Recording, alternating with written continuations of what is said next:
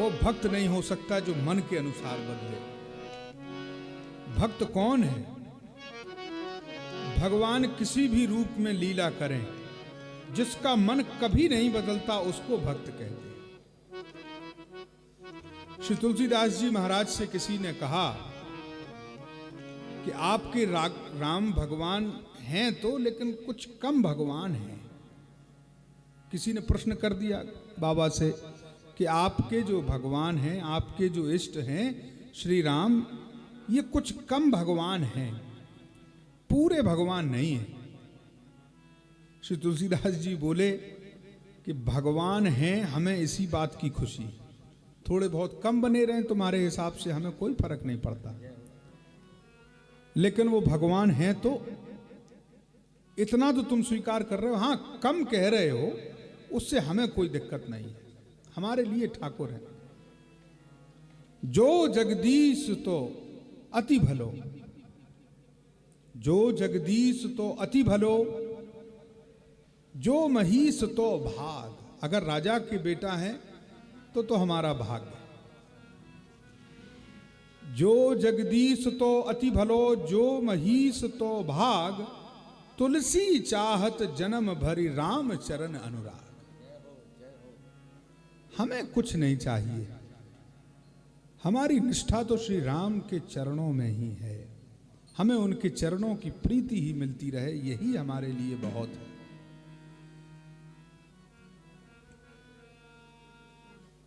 हमें तो राम जी से मतलब है, चाहे वे भगवान हो, चाहे राजा हो। यह भक्त की दशा है, हमेशा चाकरी राम जी की। भक्त की तो ये निष्ठा है, भगवान का जो चाकर है उसकी रहनी चातक की तरह होती है। चातक, यहां इस उदाहरण का उल्लेख करना इसलिए आवश्यक है क्योंकि निष्ठा हो तो चातक जैसी हो। श्री तुलसीदास जी वर्णन करते हैं कि एक बाण किसी शिकारी ने चलाया और वो चातक को लग गया। चातक जाकर के सीधे गंगा जी में गिर गया। गंगा जी में गिरा पपीहा चातक, लेकिन उसने अपनी चोंच बाहर निकाल दी और गंगा जी में है।